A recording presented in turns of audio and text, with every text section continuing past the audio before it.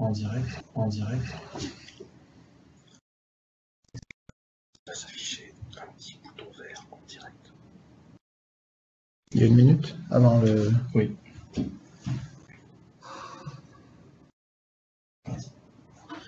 Oui, bonjour à tous. Je suis très heureux de pouvoir réaliser, en tant que président de Demos, ce webinaire sur la réforme de la formation. Vous êtes plus de 1000 à être connectés, animé par notre plus grand expert en matière de formation, que vous connaissez tous, Jean-Pierre Willems. Voilà, n'hésitez pas à poser vos questions après sa présentation, c'est passionnant. Bon webinaire. Merci beaucoup, Jean. Bonjour à tout le monde pour cette présentation, alors que nous avons intitulé « L'actualité de la réforme », car la réforme va prendre encore quelques mois pour finir d'être adoptée et ensuite quelques mois, voire années supplémentaires pour entrer en vigueur. Alors aujourd'hui, on va faire le point sur ce qui est stabilisé, ce que l'on connaît aujourd'hui et qui manifestement ne bougera plus. Et puis, je vais faire la liste avec vous également des points sur lesquels tous les arbitrages ne sont pas rendus, voire il reste encore du travail de production à réaliser. Une présentation qui va durer 35-40 minutes, à l'issue de laquelle je répondrai aux questions que vous pouvez poser avec le question-réponse qui figure sur votre écran. Et vous pourrez retrouver cet enregistrement ainsi que le support sur le site de Demos, bien sûr. Alors, une réforme de plus, serait-on tenté de dire? Peut-être pas, parce que sur cette réforme-là, le gouvernement a pris comme position que ça ne suffirait pas de réformer, comme on l'a fait plusieurs fois au cours des dernières années, la réforme quinquennale de la formation professionnelle qui tend à devenir la réforme permanente. Le gouvernement a considéré qu'il fallait, si l'on voulait gagner en efficience, en efficacité, en qualité, en résultat, qu'il fallait de véritables ruptures dans la réforme qu'il conduit. Donc, il y a des ruptures, il y a des continuités, on ne fait pas une table rase intégrale, on ne repart pas d'une page blanche, il y a des continuités, mais il y a aussi des ruptures marquantes, dont sans doute la plus spectaculaire, mais j'y reviendrai, est celle qui concerne l'apprentissage. L'objectif de la réforme, c'est de doter les entreprises et les individus, dont les salariés, de davantage de liberté, c'est-à-dire de capacité de décision autonome, et de construire un environnement et des outils et des financements qui permettent l'exercice de cette liberté. Nous aurons l'occasion de le vérifier, aussi bien une nouvelle fois sur l'apprentissage que sur le compte personnel de formation. La volonté du gouvernement, c'était aussi de recentrer le paritarisme sur la décision politique et un peu moins sur la gestion financière. Donc un rééquilibrage de l'organisation, de la gouvernance, des modes de gestion des financements, mais aussi des lieux de décision. Et puis, on a souvent reproché au secteur de la formation de ne pas avoir de pilote dans l'avion, d'avoir plusieurs pilotes potentiels. Ici, l'État nous dit, s'il faut un pilote, ce sera moi. Et j'avais appelé cette réforme une réforme jacobine libérale. Alors elle est jacobine en ce qu'il y a un mouvement de recentralisation par rapport à la décentralisation qu'on a connue pendant des années, et elle est libérale en ce qu'elle donne beaucoup plus de liberté aux individus et aux entreprises pour décider. Et enfin, ce qui a pu surprendre certains des acteurs du champ de la formation, c'est que il y a des logiques économiques qui opèrent dans cette réforme, par exemple la notion de filière pour le regroupement ou la constitution des opérateurs de compétences, le passage en euros du compte personnel de formation plutôt que la notion d'heure, donc des notions davantage économiques que sociales, ce qui pour certains acteurs a pu être un petit peu perturbant dans l'appréhension de ces questions. Les 5 points que je viens de détailler transcendent toute la réforme. Je les ai donc repris systématiquement pour tous les thèmes que nous allons aborder et tous les dispositifs. Je les expliciterai peut-être pas en détail sur chaque diapo qui vous sera présenté. Vous aurez la capacité de les retrouver, mais c'est pour montrer que ces 5 logiques sont bien agissantes sur l'intégralité de la réforme. Alors, c'est une réforme systémique, c'est ce que nous a annoncé le gouvernement, qui a également considéré que s'il n'y avait pas de réforme d'ensemble, que si on ne touchait qu'à un morceau, ça ne suffirait pas. Donc on a une réforme qui modifie très profondément le champ de l'alternance, qui fait évoluer les conditions de production de la formation dans l'entreprise, qui redéfinit et qui améliore les droits des salariés, qui réforme ce qu'avait introduit la loi de 2014 sur la qualité en matière de formation, qui va réformer le système de certification professionnelle et qui réforme profondément la gouvernance et les circuits de financement et le rôle et les missions des organismes paritaires.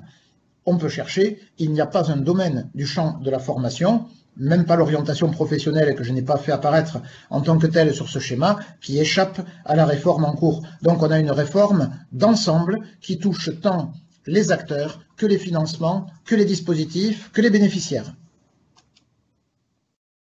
Le calendrier, nous aurons une loi qui sera adoptée à la toute fin du mois de juillet, avec la tenue d'une session sans doute extraordinaire pour prolonger les travaux du Parlement, et qui sera publiée donc à la rentrée. Donc on a encore 3 mois de travaux parlementaires devant nous pour arriver à un texte définitif, et vraisemblablement d'ailleurs le texte définitif ne sera pas exactement celui qui sera présenté vendredi prochain en Conseil des ministres. Il y a toute une série de points sur lesquels des améliorations, des calages, des arbitrages doivent encore être effectués. Il y aura un gros travail parlementaire en commission des affaires sociales, devant l'Assemblée, au Sénat, et ensuite donc un texte final. Une entrée en vigueur avec des dispositions qui prendront effet.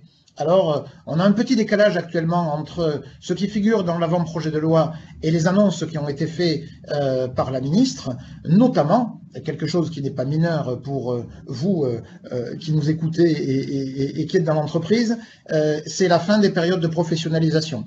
Annoncée dans le projet de loi au 31 décembre, annoncée par la ministre dès la publication de la loi, c'est-à-dire au mois d'août ou tout début septembre. Donc on ne saurait trop vous conseiller, pour ceux qui utilisent ce dispositif, de présenter vos projets le plus rapidement possible avant que cette ligne budgétaire ne disparaisse. Nous aurons ensuite, et là c'est acté à la date du 31 décembre, la fin du congé individuel de formation et la bascule à partir du 1er janvier 2019 sur le compte personnel de formation de transition, version, on va dire, longue du compte personnel de formation. Mais pour bénéficier du congé individuel de formation, il faut avoir présenté des demandes avant le 31 décembre. Au-delà, ce ne sera plus possible.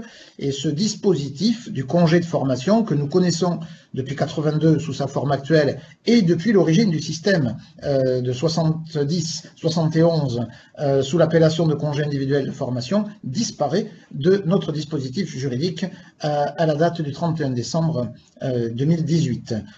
On aura une année 2019 qui sera une année de transition, c'est à peu près inévitable avec des réformes de cette ampleur. J'y reviendrai sur le volet financier. On va avoir une entrée en vigueur des opérateurs de compétences qui se substituent aux OPCA. On aura ensuite tout le travail de redéfinition des champs de compétences des OPCA et peut-être de repositionnement des branches professionnelles et une pleine entrée en vigueur de la réforme au 1er janvier 2020. L'année 2019 est un peu exceptionnelle tant sur le plan des dispositifs que sur le plan des financements. Vous allez pouvoir le constater. Alors, le véritable Bing Bang de la formation, pour reprendre les mots de Muriel Pénicaud, c'est sur l'apprentissage qu'il intervient. Et c'est d'autant plus un Bing Bang que rien finalement ne laissait présager un tel changement de dispositif en matière d'apprentissage. Sur toutes les réformes précédentes, nous étions dans une logique de toujours plus de décentralisation et toujours plus de compétences confiées aux conseils régionaux pour réguler l'apprentissage, dans une logique finalement, et c'est ce qu'ils ont fait valoir mais vainement, dans une logique de coordination de l'ensemble de la formation professionnelle des jeunes. Les conseils régionaux financent les lycées, financent l'insertion sociale et professionnelle des jeunes, demandeurs d'emploi notamment, ceux qui quittent le système éducatif et qui se positionnent sur le marché du travail, et donc il y avait une certaine logique à ce qu'ils disposent de l'apprentissage.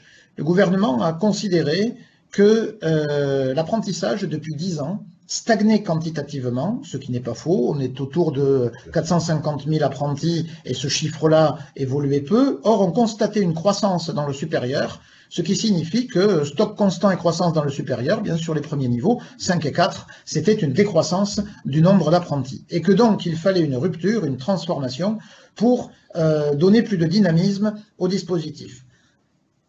On a choisi, en tout cas le gouvernement a choisi, de redonner la main aux entreprises. puisque dorénavant, ce sont les décisions de recrutement des entreprises qui feront l'apprentissage et non plus l'offre préconstituée des CFA mise à leur disposition. Autrement dit, lorsque la réforme sera pleinement entrée en vigueur, au 1er janvier donc 2020, sur l'année 2019, on continue à faire avec l'offre d'apprentissage existante. À partir du 1er janvier 2020, toute entreprise peut recruter tout jeune pour n'importe quel métier dans le cadre d'un contrat d'apprentissage dès lors qu'elle est capable d'associer cette activité, ce métier, à une offre de formation diplômante. Et nous aurons à notre disposition l'intégralité du RNCP pour travailler. Les CFA, pour devenir CFA, il faut aujourd'hui une convention avec un conseil régional. Il faudra demain avoir un label qualité formation continue avec la spécificité alternance. Et dans le projet de loi, on nous annonce que l'éducation nationale, les lycées et les universités, les écoles d'ingénieurs, les écoles privées sous contrat seront habilitées d'office pour l'apprentissage. Donc on a un champ d'opérateurs qui tout d'un coup s'accroît de manière considérable et qui ouvre donc les possibilités de recrutement pour tout métier, dans tout secteur. Et pour des entreprises de grande taille, on n'a plus à se poser la question quand on veut mener une politique nationale de savoir si telle région ou telle région ont ou pas ouvert des sections dans tel domaine, s'il est tout simplement possible de faire des contrats d'apprentissage. Il suffit de trouver des partenaires et on peut recruter les jeunes que l'on veut pour les métiers que l'on veut. Donc on a une transformation totale puisque nous passons d'un service public de formation initiale régulé par une autorité publique à un marché régulé par une norme de qualité et des financements à l'activité, au contrat, plutôt qu'un financement des structures. Logique de demande plutôt que logique d'offre. Donc plus une offre préconstituée, mais une demande. On a considéré que l'offre préconstituée et la régulation publique, c'était finalement trop malthusien et que ça ne favorisait pas le plein développement de l'apprentissage. Alors ce qui veut dire que pour les jeunes et d'ailleurs pour les familles, le choix éducatif se pose d'une manière tout à fait différente, puisque toutes les filières de formation diplômante potentiellement peuvent dorénavant, il faudra quand même attendre le 1er janvier 2020, être suivies dans le cadre d'un contrat d'apprentissage.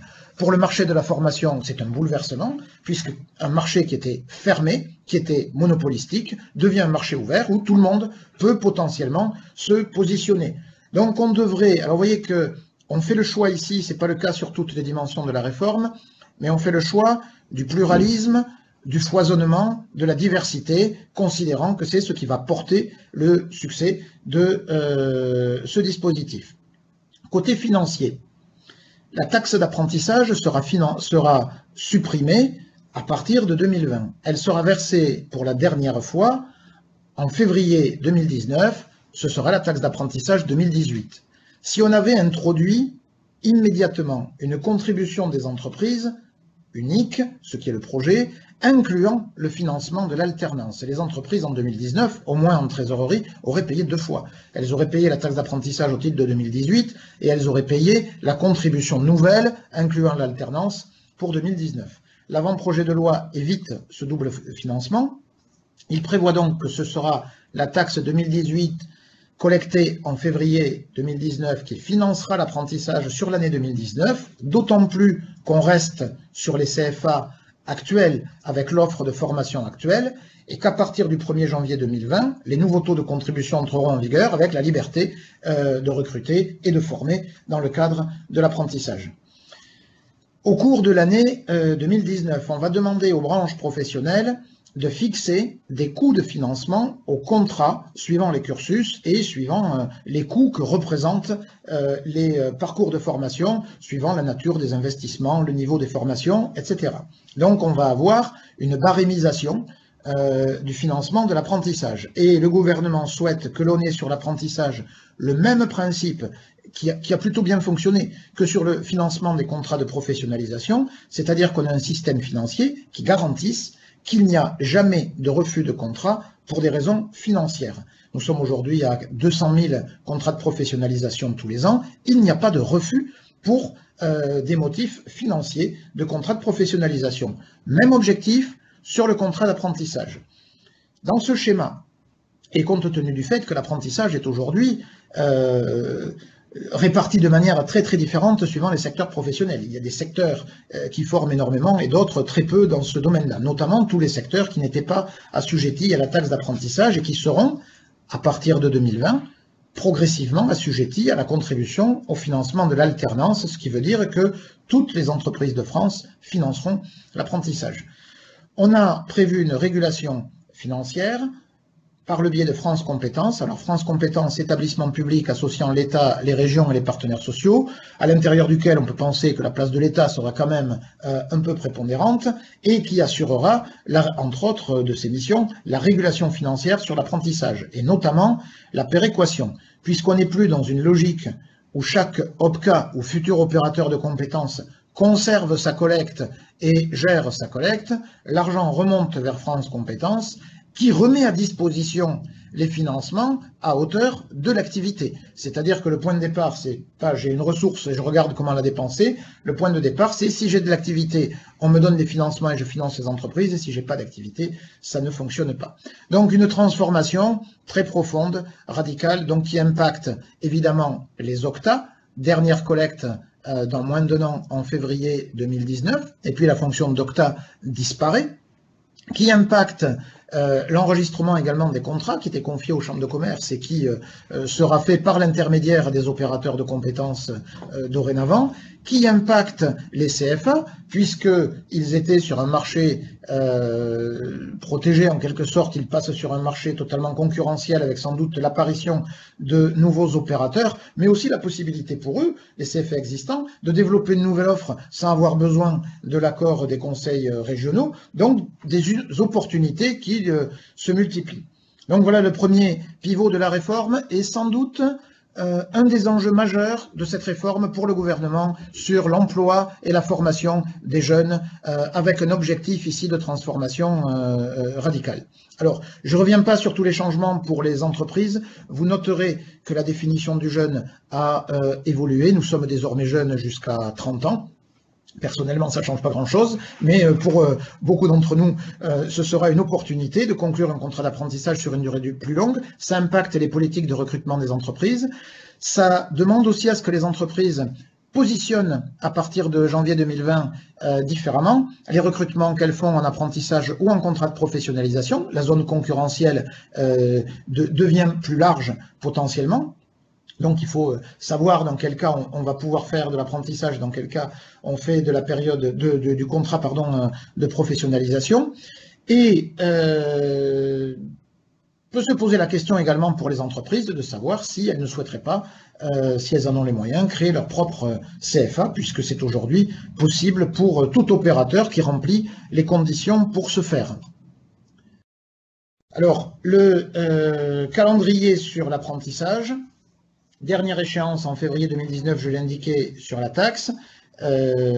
Maintien des financements actuels pour l'année 2019. Labellisation ou certification des CFA au cours de l'année 2019. Les CFA actuels auront jusqu'en 2021 pour se faire certifier. Et la fin des conventions avec les régions et la bascule dans le nouveau système au 1er janvier 2020, c'est-à-dire dans à peine plus de 18 mois. Bien évidemment, toutes les entreprises qui ont des apprentis avec des contrats en cours, le financement de ces contrats est garanti jusqu'au terme. Deuxième pilier de la réforme, le compte personnel de formation, qui devient le droit principal ou quasi exclusif des salariés pour l'accès à la formation. Alors, le compte personnel, là aussi, le gouvernement voulait des ruptures en disant le dispositif est trop compliqué, pas assez à la main des individus, il faut donner de la visibilité et de la simplicité.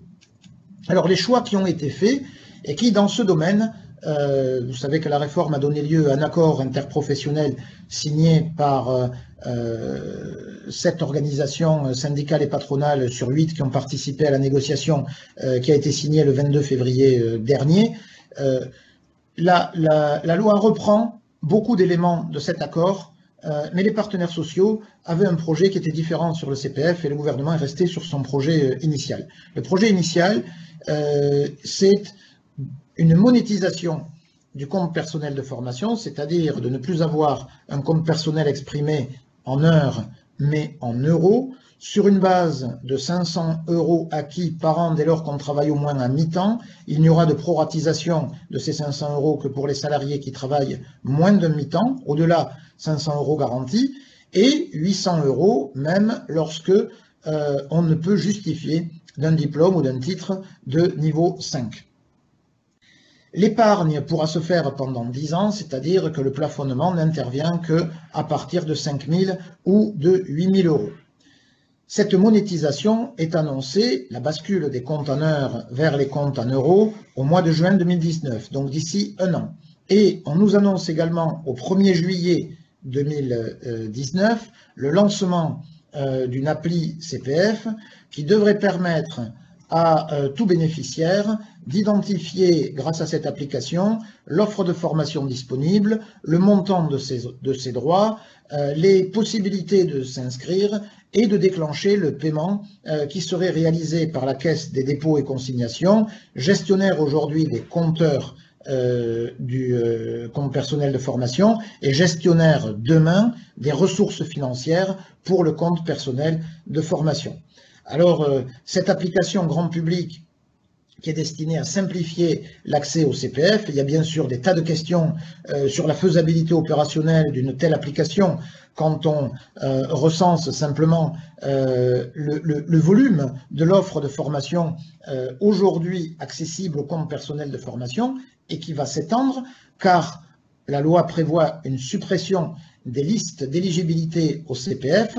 Par contre, elle conserve le caractère certifiant du compte personnel de formation.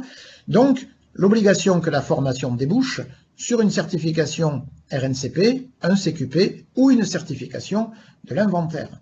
Mais on a, pour ne prendre que cet exemple-là, 1500 certifications inscrites à l'inventaire, avec des certifications qui parfois renvoient à des parcours de formation en nombre quasi illimité. C'est-à-dire que les certifications en langue, en bureautique, en informatique, par exemple, peuvent permettre d'avoir des parcours de formation extrêmement diversifiés. Donc il y a quand même une question quantitative, c'est comment sera recensée cette offre-là, quel moteur de recherche pour les individus, et comme on est sur un marché, bien évidemment, tout le monde se pose la question, ce moteur de recherche, quand il fait apparaître une offre, qui c'est qui apparaît en premier? Donc toute une série de questions pratiques, il y a 12 mois devant nous pour résoudre ces questions, et si les échéances sont tenues, nous aurons un CPF monétisé avec un outil à disposition des salariés pour utiliser les euros, le compte mis à leur disposition.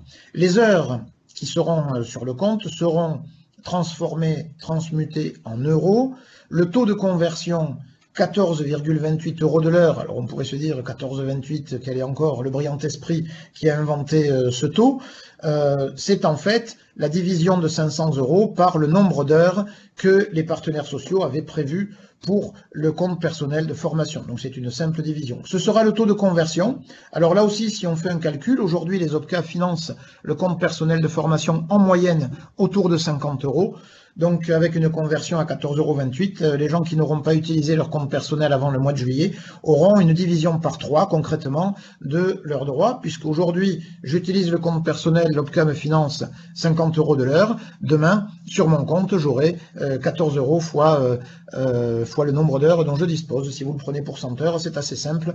Aujourd'hui, ça fait 100 heures, ça fait 5 000 € dans un OPCA qui a un taux de financement à 50 €, et ça fera 1 428 € avec le taux de conversion. Donc peut-être faut-il, pour ceux qui ont des projets, ne pas trop les différer, et on pourrait considérer que la réforme aura peut-être un premier effet d'entraînement sur les 6 derniers mois de l'année 2018 et les 6 premiers de l'année 2019. La deuxième chose à propos de la monétisation, c'est qu'à partir du moment où on monétise, on valorise, et où l'argent est à la caisse des dépôts, c'est la fin des abondements pris sur la collecte du CPF et gérés par les OPCA, qui faisait qu'aujourd'hui, avec 100 heures ou 80 heures ou 60 heures, j'avais parfois 200, 300, 400 heures de financement. C'est un cantonnement des droits. C'est la raison pour laquelle et les représentants d'employeurs et les représentants des organisations syndicales étaient opposés à la monétisation du compte personnel de formation, le gouvernement a maintenu son projet en disant « les heures, c'est trop compliqué, des euros, ce sera beaucoup plus incitatif ». Alors, c'est un pari, nous verrons bien ce qu'il donnera. Encore faudrait-il qu'on n'ait pas ce réflexe un petit peu français du bas de laine, de l'épargne et de dire « oula, ce sont des euros, je les garde, on ne sait jamais, on verra plus tard, au cas où, etc. » Donc on verra si cette monétisation a un effet dynamisant sur l'utilisation et l'usage du compte personnel ou si au contraire on voit se recréer des systèmes d'épargne et aussi de la part des entreprises une plus grande difficulté de négociation parce que négocier des heures pour un parcours de formation ou négocier des euros pour acheter, c'est véritablement pas la même chose, comme vous pourrez le constater si vous pratiquez cette négociation avec vos salariés. Donc, ce qui pose la question, peut-être d'ailleurs que le projet de loi pourrait évoluer là-dessus, la question du CPF co-construit ou co-partagé entre l'entreprise et le salarié et les bases de la négociation possible dans ce domaine.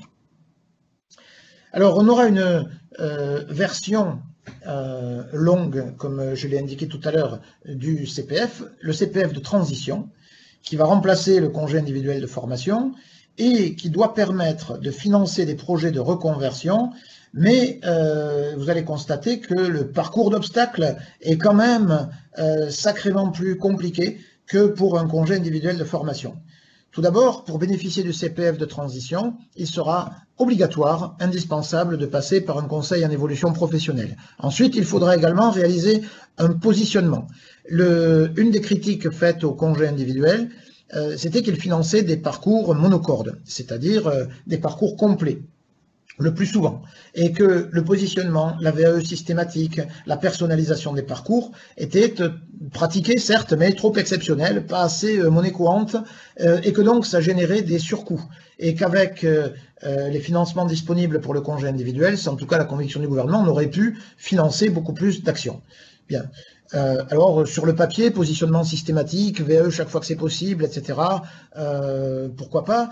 Concrètement, il faut quand même regarder les conditions de production des actions. Je ne peux personnaliser les parcours que si j'ai un volume suffisant pour le faire, que si j'ai des flux suffisants et que si j'ai une ingénierie qui le permet avec des demandes qui me permettent de satisfaire l'approche modulaire ou toutes les questions d'organisation que ça peut poser.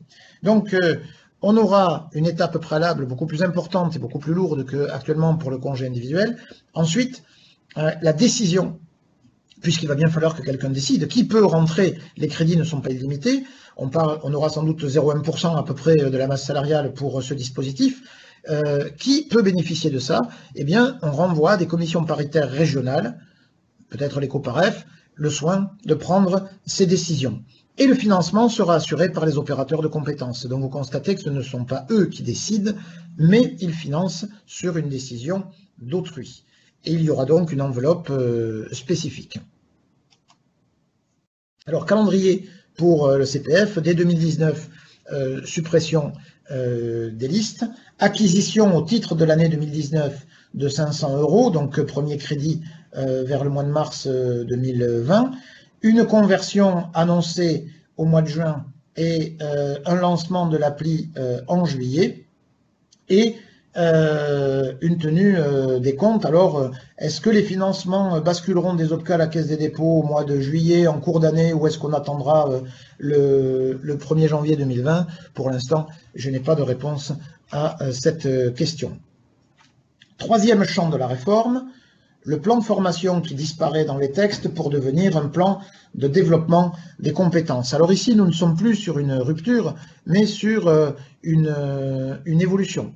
Là où il y a rupture, c'est que pour toutes les entreprises de plus de 50 salariés, leur contribution au financement de la formation ne leur permettra plus d'obtenir des financements pour leur plan de formation. Autrement dit, quand une entreprise a plus de 50 salariés, elle financera l'alternance, elle financera les plans de formation, mais des entreprises de moins de 50 salariés, elle financera la formation des demandeurs d'emploi et elle financera le CPF.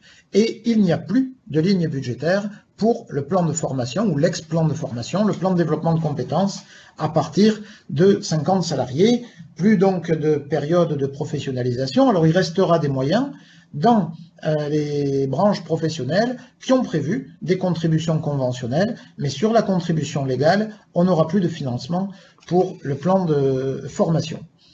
La réforme retouche, alors dans un sens d'assouplissement, encore que ça dépendra beaucoup des négociations de branche, mais retouche aux obligations de gestion de parcours sur 6 ans pour les entreprises. Elle ne remet pas en cause le principe ni le calendrier.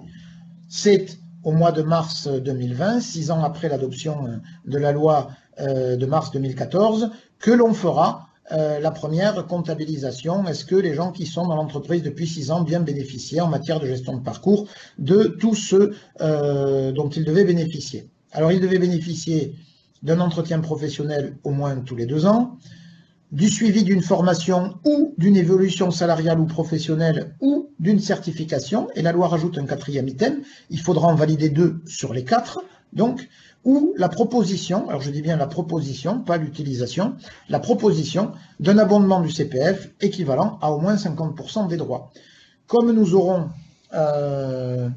transmuté les heures en euros, sur un maximum de 150 heures, au taux de 14,28 €, on va être autour de 1800 €, ce qui veut dire que 50% des droits, c'est 900 €, ce qui est bien moindre que la pénalité éventuelle. Donc les entreprises qui n'auraient pas formé leurs salariés, qui n'auraient pas rempli tous les critères, pourraient finalement satisfaire à l'obligation en proposant, in fine, peut-être au dernier moment, début 2020, un abondement aux salariés concernés, à hauteur au moins de la moitié de leurs droits.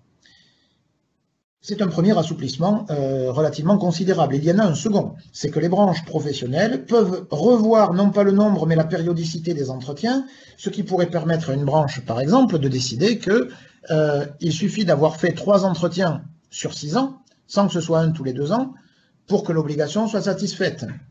L'obligation d'entretien. Alors ce qui permettrait d'ailleurs, si cette négociation avait lieu très rapidement après l'adoption de la loi, de dire aux entreprises, eh bien même si je n'ai rien fait depuis 2014, je fais un entretien en 2018, un autre en 2019 et un autre en 2020, et j'ai satisfait à mon obligation. Donc on pourrait avoir un effet de déclencheur pour les retardataires. Et un même accord de branche pourrait revoir les critères à satisfaire en matière de gestion des parcours, donc entre suivi d'une formation, évolution salariale ou professionnelle, etc. Donc il y a une très grande importance de la négociation de branche postérieurement à l'adoption de la loi pour les secteurs dans lesquels on aurait des taux d'accès à la formation faibles, puisque statistiquement, on a des branches professionnelles où les taux d'accès à la formation, c'est de l'ordre de 20, 22, 23, 24, 25%, alors que d'autres sont à 70, 80% de taux d'accès à la formation. Donc les questions ne se posent pas du tout de la même manière suivant les secteurs professionnels. Voilà une porte ouverte par le projet de loi pour les branches qui voudront bien négocier sur ce sujet pour transformer finalement une obligation en obligation positive et pas simplement en sanction financière. Deuxième dimension sur les plans de formation, une refonte de la définition de l'action de formation. Alors, la loi ne retient plus que 3 critères par rapport aux 5 qui existent aujourd'hui. Premier critère, des objectifs professionnels définis, c'est moi qui le rajoute en termes de compétences, mais c'est l'idée des objectifs professionnels, ce sont des compétences, donc des capacités à exercer une activité. Deuxièmement, un processus pédagogique organisant les apprentissages. Sans autre précision, aujourd'hui, on nous dit des moyens pédagogiques, un formateur. Ici, tout moyen. Donc, ça veut dire que je pourrais avoir quelqu'un qui est responsable, parce qu'il faut bien que quelqu'un soit responsable du processus, parce qu'il y a toujours une différence entre réaliser une formation et vendre un outil. Si je vends un outil, je ne suis pas formateur. Je ne suis pas un organisme de formation, je vends des moyens. Si j'ai le contrôle de l'outil, mais que les acquisitions ne se font pas par l'intermédiaire ou le truchement d'un formateur, mais avec les outils mis à ma disposition, à ce moment-là, je peux rentrer dans la nouvelle définition. Et enfin, troisièmement, une évaluation qui peut porter soit sur les acquis, soit sur les compétences. Alors les acquis, c'est plutôt des connaissances, des capacités, des aptitudes. La compétence, c'est leur mise en œuvre en situation de travail. Mais on aura toujours le choix entre ces deux niveaux d'évaluation. Vous constatez que, outre l'exigence de formateur, l'exigence de programme disparaît. Ce qui paraît logique au vu des nouvelles modalités d'abord nouvelles, elles existent depuis un certain temps, mais la généralisation plutôt de certaines modalités d'apprentissage.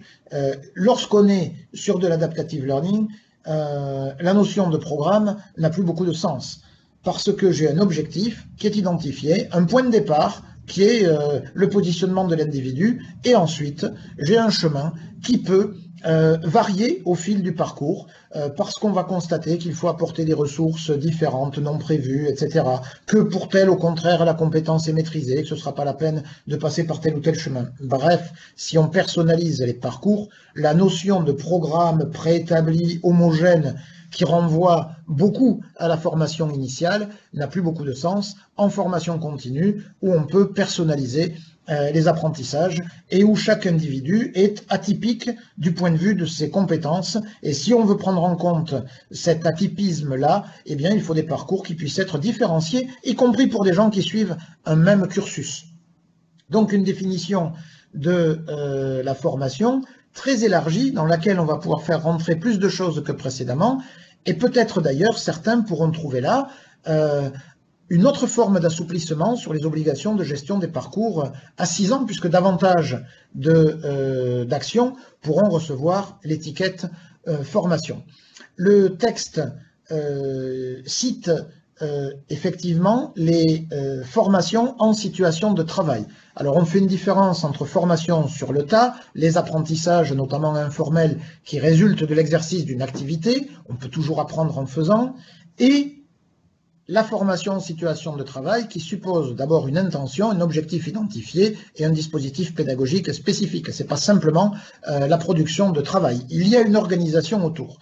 Mais ce qui permet aux entreprises, et faisons le lien, si on a moins de budget extérieur ou de financement externe disponible pour la formation, peut-être que des zones de formation interne vont être recherchées avec plus de force que précédemment. On ouvre là la possibilité d'avoir des organisations du travail apprenantes à condition de les structurer. C'est ce qui faisait dire à certains que pour les responsables formation, finalement, la compétence d'ingénierie financière disparaissait peu ou prou au profit d'une compétence d'organisation pédagogique qui pourrait régler aussi la question financière. Le plan de développement de compétences, ce sont les actions de formation, mais ce sont aussi toutes les actions autres que la formation qui peuvent permettre d'apporter des compétences. Et là encore, impact pour les gens qui sont en charge de la formation dans les entreprises, le terrain de jeu s'agrandit. C'est-à-dire qu'à partir du moment où j'ai un plan de développement de compétences pour professionnaliser les salariés, je ne suis plus monoproduit, je n'ai plus que la formation comme outil de développement des compétences. Et vous voyez là l'ingénierie pédagogique, il va falloir répondre à la question, quand est-ce que la formation est la réponse la mieux adaptée pour le type de compétences qu'on veut développer? Quand est-ce que ce sont d'autres types d'actions qu'il faut organiser? Comment on articule tout ça et comment on le marie? Et comment on fait du travail une activité également potentiellement formatrice ou permettant de développer les compétences? Donc on a un recentrage de la fonction sur l'organisation, sur la pédagogie, sur la construction d'actions, sur l'ingénierie de formation proprement dit, au détriment de l'ingénierie financière. Concernant les financements, j'ai repris ici le schéma pour les entreprises, mais c'est pour permettre d'identifier les dispositifs. Les taux sont différenciés suivant les tailles d'entreprise. 1,68 pour les entreprises qui ont plus de 250 salariés.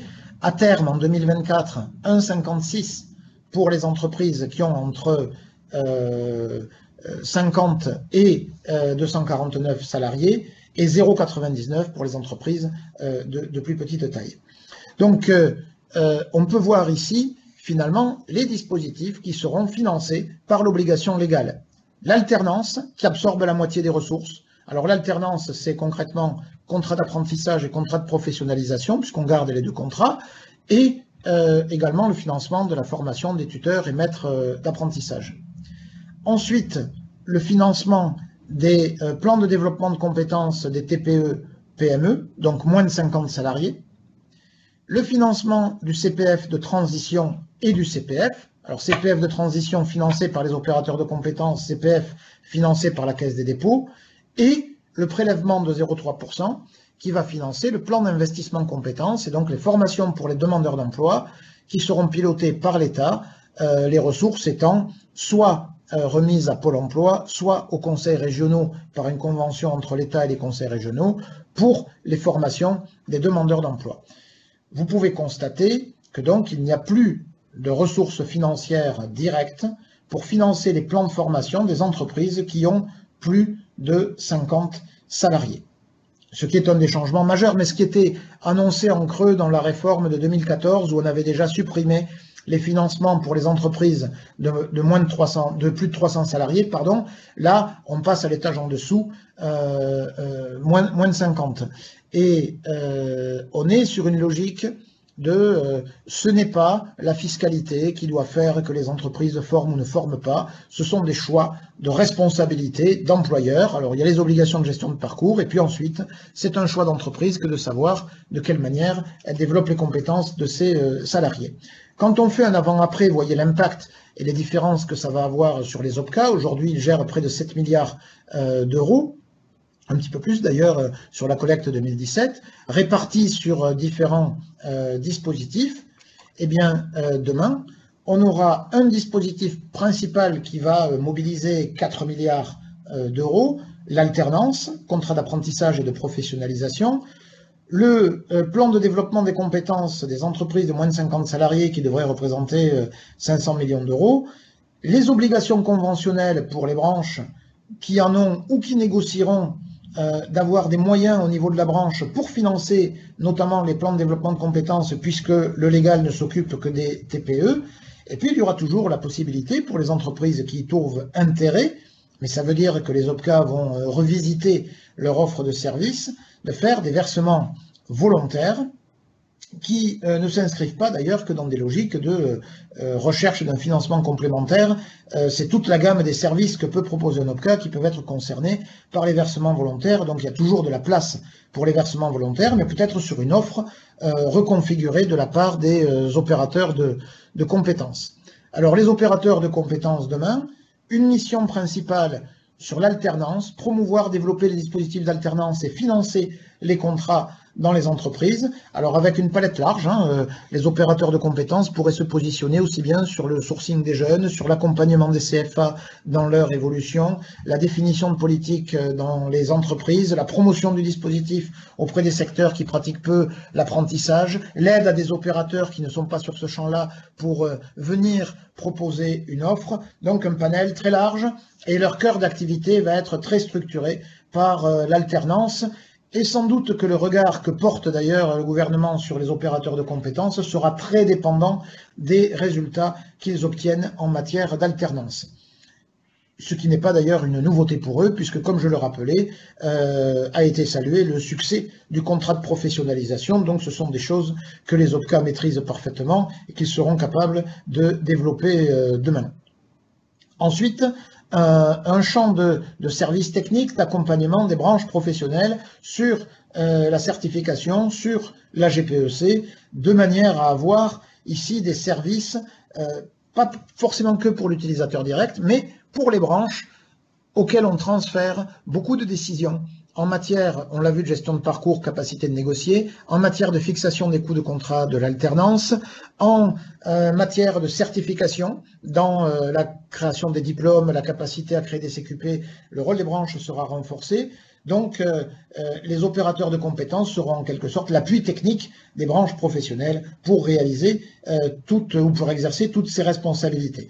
Et puis, il reste toujours la place de gérer des fonds conventionnels ou de proposer des services donc aux entreprises pour des versements volontaires. Alors, à la fin de l'année 2019, les agréments des OPCA et des OPACIF prendront fin. D'ailleurs, fin 2018 concrètement pour les eaux passifs, mais avec une prolongation de leur activité, le temps de solder le financement de tous les congés individuels en cours, puisque si les prises en charge s'arrêtent à partir de 2019, il faudra bien assurer le financement de tous les congés individuels qui ont été acceptés préalablement. Au cours de l'année 2019, le gouvernement va demander aux OPCA transformés en opérateurs de compétences de redéfinir leur périmètre, et donc c'est les branches qui choisissent, ce ne sont pas les OPCA, donc aux branches professionnelles de choisir leur opérateur de compétences, et le réagrément des opérateurs de compétences se fera sur la base de regroupement, alors qu'on voudrait affilier à des filières économiques. La notion de filière économique étant aujourd'hui un peu floue. Est-ce que c'est une filière liée à un produit, à un type d'activité, à un marché, à un secteur, c'est l'intégration des sous-traitants, c'est au contraire l'autonomisation bref. Aujourd'hui, ce n'est pas défini. On aura des groupes d'experts qui vont travailler sur ce sujet-là d'ici à la fin de l'été, et on aura une cartographie annoncée par le gouvernement avant la fin de l'année, afin que des négociations de branches se tiennent courant 2019 avec un réagrément des opérateurs de compétences pour le 1er janvier 2020. On cite les chiffres de 8, 10, 12 opérateurs de compétences, mais la finalité, c'est pas tellement le nombre que d'avoir de la cohérence dans les champs d'intervention. Alors vous voyez quand même l'année de perturbation. On change les financements, les OPCA sont impactés dans leur fonctionnement, dans leur mission, on change les dispositifs. Donc l'année 2019, année de transition, comme toutes les années de transition, il faut prévoir un petit peu de chahut. Et à l'horizon 2020 ou 2021, on aura une collecte des contributions formation par l'URSSAF, qui reversera les fonds à France Compétences, qui lui-même les redistribuera, alors vers les opérateurs de compétences à hauteur de leurs besoins en matière d'alternance ou de financement des plans de développement des TPE, auprès de Pôle emploi ou des conseils régionaux dans le cadre du PIC, et auprès de la Caisse des dépôts pour le compte personnel de formation. Donc France Compétences, régulateur de l'activité des financements de la formation. Par ailleurs, France Compétences absorbera la Commission nationale de la certification professionnelle. Voilà une autre représentation sur le marché de la formation. On aura la formation des demandeurs d'emploi, l'alternance, et puis les deux financements où il reste un tiers payant, le CPF et les TPE. Il faudra un label pour être opérateur de formation pour travailler sur ces marchés-là, un label qualité, les labels actuels seront vraisemblablement revisités, une spécificité, pas un label spécifique, mais un label avec une spécificité incluse alternance pour ceux qui travaillent sur le champ de l'apprentissage. Par contre, tout le marché de l'entreprise, non financé par du tiers payant, est un marché libre où tout opérateur peut intervenir, et avec la notion de plan de développement de compétences, la question peut même se poser de savoir s'il faut toujours être organisme de formation. Vraisemblablement non, si on fait des actions de développement de compétences qui ne rentrent pas dans le champ de la formation, ce qui est évidemment possible. Donc une segmentation plus forte que précédemment du marché de la formation. Enfin, donc, les branches auront des négociations importantes à conduire en 2019 sur la gestion des parcours, sur le financement de l'apprentissage et de l'alternance, sur les conditions de compétences des maîtres d'apprentissage, puisqu'on laisse ce champ à la branche, et éventuellement sur le temps de formation hors temps de travail, et puis sur leur attachement évidemment en opérateur de compétences. Donc des négos très importantes. La réforme remet évidemment en cause quasiment tous les accords de branche signés, puisqu'on est sur une maquette financière assez radicalement différente de ce que l'on connaissait jusque-là. Merci beaucoup, j'étais un petit peu plus long que prévu dans la présentation, mais vous voyez que cette réforme, et encore, on n'a pas parlé de certification en détail, de réforme de l'orientation qui devrait être confiée aux conseils régionaux, et on n'est pas encore à ce stade rentré dans le détail des labels qualité qui seront opérants demain. Donc des transformations profondes avec des évolutions, mais aussi des effets de rupture. Alors peut-être quelques questions. Alors la première, elles sont pas triées, elles sont pas dans l'ordre. Sans plan de, je prends la question telle qu'elle a été formulée. Sans plan de formation, comment allons-nous financer les formations obligatoires? Eh bien, avec les ressources de l'entreprise. C'est-à-dire qu'il n'y a plus de tiers payants et toutes les obligations passent à la charge de l'entreprise. C'est ce qui fait dire cette réforme se fait pour les entreprises à taux constant. Formation continue, 0,68 apprentissage, ça fait 1,68 au total, à taux constant, mais pas à coût constant, parce qu'il y avait un retour sur le 1 précédemment, il n'y a plus de retour, dès lors qu'on a plus de 50 salariés, sur le 1,68. Donc il faudra assumer tous les coûts de formation obligatoire, par ailleurs, directement et en supplément. Alors ça pose l'équation budgétaire quand même dans l'entreprise de manière très différente de ce que l'on connaît aujourd'hui. Donc les périodes de professionnalisation, j'en ai parlé, le seul suspense, c'est est-ce qu'on les arrête fin août, début septembre ou fin décembre. Mais de toute façon, on les arrête. Donc pour les projets de cette année, il faut se dépêcher. Et pour l'an prochain, ce ne sera pas possible de demander des financements au titre des périodes de professionnalisation. Par contre, les demandes financées pour lesquelles il y a des engagements cette année seront financées même si elles se déroulent en fin d'année, voire si elles débordent sur l'année prochaine. Est-ce que l'entreprise pourra donc décider elle-même quel contrat elle souhaite pourvoir un contrat d'apprentissage? La réponse est oui. Il suffira de trouver un partenaire formation labellisé sur l'alternance, mais compte tenu du fait qu'on a déjà une liste très longue de labellisés d'office, ce ne sera pas sans doute très compliqué. Donc on a une grande liberté de choix sur l'apprentissage à partir du 1er janvier 2020.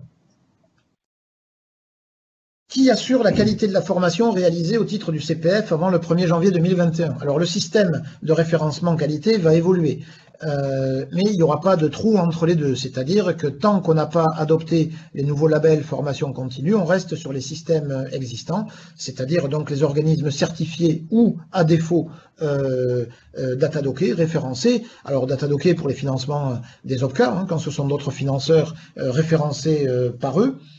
Et ensuite, on rebasculera sur des labels qualité qui seront vraisemblablement revus. Alors, il y a une nécessité d'ailleurs de les revoir. Avec la nouvelle définition de l'action de formation, il y a des indicateurs et des critères aujourd'hui qui vont devenir inopérants. On ne va pas demander, alors que la loi supprime par exemple le programme, aux gens d'avoir un programme détaillé. On va leur demander comment ils traduisent éventuellement les objectifs en contenu et éventuellement en contenu personnalisé, mais plus cette exigence-là. Donc il va falloir décaler un peu les labels qualité actuels.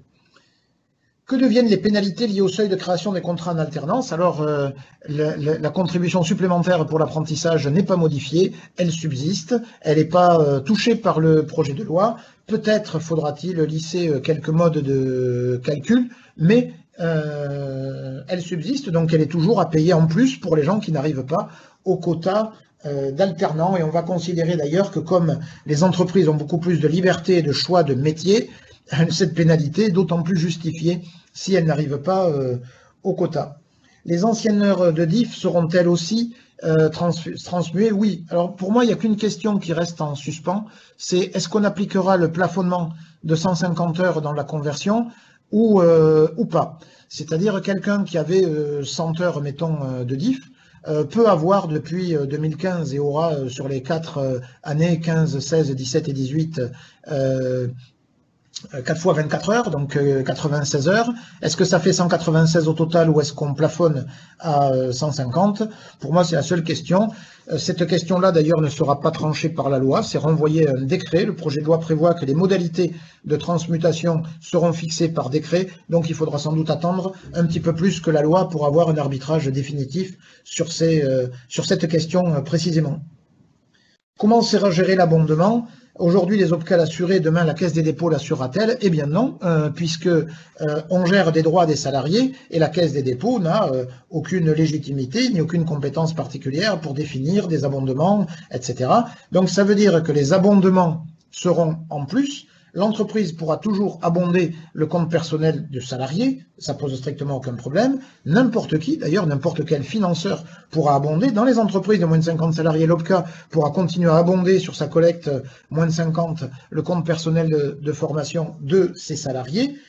L'individu lui-même pourra abonder, il est quand même le premier bénéficiaire des compétences qu'il acquiert, c'est son capital à lui, c'est pas celui de l'entreprise, donc il pourra également abonder, mais il n'y aura plus d'abondement pris à l'intérieur de la collecte. Vous voyez qu'on a une redistribution des financements, et sur le CPF, c'est la même logique qui a conduit à la suppression du congé individuel, c'est on augmente les enveloppes financières, mais on veut que ça bénéficie à davantage de personnes, donc chacun aura un petit peu moins. Donc on aura des dispositifs un peu moins avantageux dans une stricte logique individuelle, mais un peu plus généreuse quantitativement pour davantage d'individus. C'est toute la logique de la réforme sur les droits des salariés. Davantage de personnes qui utilisent effectivement, plutôt qu'une concentration sur quelques-uns qui sont arrivés à passer à travers les mailles du filet. La proposition doit-elle être... Alors, on parle de la proposition d'abondement sur l'obligation de gestion des parcours. La proposition doit-elle être mise en œuvre? Non, à ce stade, il ne s'agit que d'une proposition, c'est-à-dire j'ai un dispositif acté. Alors, c'est quoi la preuve? Ce sera par exemple que j'ai un accord d'entreprise sur le sujet ou que j'ai présenté cette décision en comité d'entreprise ou en comité social et économique pour ceux qui seront déjà passés au CSE. Donc j'ai une trace de cette proposition avec quel salarié elle concerne, quel montant j'engage, quel type de formation je m'engage à cofinancer, etc., etc. Et donc le texte est bien sur la proposition et pas sur sa mise en œuvre. Ceci dit, il faut qu'elle ait été faite au salarié. Donc il faut que le salarié sache qu'il a la possibilité d'en bénéficier. Aujourd'hui, un salarié qui a 1 heure de CPF peut se voir financer jusqu'à 1200 heures et demain, si la formation coûte 60 € et qu'il dispose de 14 € de l'heure, qui peut abonder, alors il n'aura plus 14 € de l'heure, il aura une somme en euros qui n'est plus nécessairement corrélée à une durée. C'est-à-dire que le passage en euros a aussi comme justificatif la notion de coût forfaitaire de formation et d'arrêter de lier le coût de la formation à sa durée. Car il y a des formations très courtes qui coûtent très cher à mettre en place, à concevoir et à produire. Et il peut y avoir des formations longues qui sont très peu onéreuses. C'est-à-dire c'est pas la durée qui fait le coût de la formation. Ça dépend de ce qu'on mobilise pour la concevoir, pour la produire, ce qu'on met à disposition comme ressources pédagogiques des individus, etc. Donc là, on décorrèle. Et effectivement, il n'y aura plus d'abondement pour financer ce type de formation longue. Mais c'est la logique que je viens d'expliquer. Un peu moins d'argent concentré sur quelques-uns en espérant que ça profite à tous. Quid de la possibilité de faire son CPF pendant son temps de travail? Strictement aucun problème. Il suffit que l'entreprise soit d'accord. Et donc ça, il n'y a pas de changement là-dessus. Le CPF, c'est par principe hors temps de travail et l'individu peut le mobiliser librement sur son temps personnel, quel qu'il soit, temps de congé, temps de RTT, soirée, etc. Et vous voyez que d'ailleurs sur du distanciel, ça peut être un temps choisi. Et si on veut faire sur le temps de travail, il suffit que l'employeur soit d'accord. Alors l'employeur ne sera plus remboursé du salaire, puisqu'il n'y a plus de remboursement dans le CPF du salaire. Par contre, sauf pour le CPF de transition, par contre, ça laisse la place à une politique d'entreprise en disant, puisque le salarié a des droits qui sont plafonnés, je peux abonder, je peux donner un complément, et en plus, ça peut se faire sur le temps de travail, mais à condition que ce soit des formations qui soient d'intérêt partagé, c'est-à-dire pas que l'intérêt du salarié, aussi l'intérêt de l'entreprise. Donc les termes de la négociation pour les projets partagés sont un peu différents de ce que l'on connaissait jusque-là en matière de CPF. Je souris, mais c'est pas ironique. C'est que deviennent les CCI, parce que les chambres de commerce, parce qu'effectivement, à chaque réforme, les chambres de commerce n'ont pas eu que des bonnes nouvelles comme annonce. Alors là, on leur annonce qu'elles vont perdre l'enregistrement des contrats d'apprentissage, qu'elles vont perdre la collecte de la taxe d'apprentissage. Alors qu'est-ce qu'elles deviennent? Elles restent des instituts consulaires qui ont en charge le développement économique et le développement social aussi, puisque l'éducation et la formation font partie de leur mission, avec toutes les écoles que l'on connaît. Donc voilà, elles gardent ces missions-là. Leur avenir ne dépend pas que de la taxe d'apprentissage. Mais c'est vrai qu'elles perdent leur rôle en matière d'apprentissage, elles ne sont plus particulièrement dans le circuit, sauf comme opérateurs en tant que CFA, puisque toute l'offre de formation potentiellement des chambres de commerce pourrait se réaliser dans le cadre de l'apprentissage, au moins toute l'offre de formation diplômante, et ce qui pourrait en faire d'ailleurs des opérateurs particulièrement opérants sur ce champ-là. France Compétences, oui, c'est un établissement public. On me pose la question, quel est le statut? C'est un établissement public de l'État qui sera placé sans doute sous la tutelle du Premier ministre ou du ministre du Travail, ou des deux. Et du Premier ministre serait plus logique avec la CNCP qui est sous la tutelle du ministre du Travail par délégation actuellement du Premier ministre, donc on pourra avoir le même schéma. En tout cas, c'est un établissement public, c'est clair. Et donc, du coup, il y aura les partenaires sociaux, il y aura les régions, qui seront associés évidemment aux décisions, etc. Mais bien évidemment, la place de l'État sera sans doute prépondérante dans cet établissement. Quelles obligations vis-à-vis des comités d'établissement ou des comités d'entreprise? J'ai une autre question, y aura-t-il toujours des présentations à faire devant les élus? Oui, ça ne change pas. Le comité social et économique est compétent sur le champ de la formation au sens large, donc il faudra lui présenter ce que l'on a réalisé en matière de gestion de parcours, les plans dans le cadre de la consultation annuelle sur la politique sociale, une consultation annuelle globale où on va traiter de toute la politique RH, c'est inclus à l'intérieur. Chaque fois qu'on prendra des décisions collectives ou de portée collective dans le champ de la formation, il faudra consulter le CSE. C'est comme avant. Les évolutions, elles sont déjà intervenues sur le CSE. Elles sont pas liées à cette réforme-là, qui d'ailleurs n'y retouche pas. Elles étaient liées aux ordonnances et à la transformation des comités d'entreprise en comités social et économique. Et elles étaient déjà dans la loi Rebsamen, puis dans la loi Travail. Donc le panel a été réformé. On n'a plus d'échéances, les échéances de septembre, décembre, etc. Tout ça a disparu, a sauté pour les consultations. On consulte en fonction du rythme d'activité de l'entreprise et au moins une fois par an lorsqu'on présente la politique RH. Voilà, la politique formation est présentée à l'occasion de la consultation sur la stratégie. Le plan d'action à l'occasion de la politique RH ou le bilan, et puis ensuite au fil de l'eau en fonction de la manière dont l'entreprise gère sa formation, si elle gère ça à l'année, si elle gère ça au semestre, au trimestre, au fil de l'eau, c'est ça qui va générer en fait les obligations de consultation. Mais là-dessus, c'est pas le texte de la réforme qui change les choses, les transformations déjà opérées, autrement dit, ce que je viens de dire, c'est déjà ce qu'il faut faire aujourd'hui. Eh bien, je crois que nous sommes arrivés au terme de ce webinaire. Je vous remercie tout d'abord du décalage pour les gens qui ont voulu assister hier et qui se sont reportés aujourd'hui. Merci beaucoup de votre participation, de votre fidélité, et puis sans doute à très bientôt, parce que la réforme est un feuilleton dont nous venons d'ouvrir seulement le premier épisode. À très bientôt, merci beaucoup.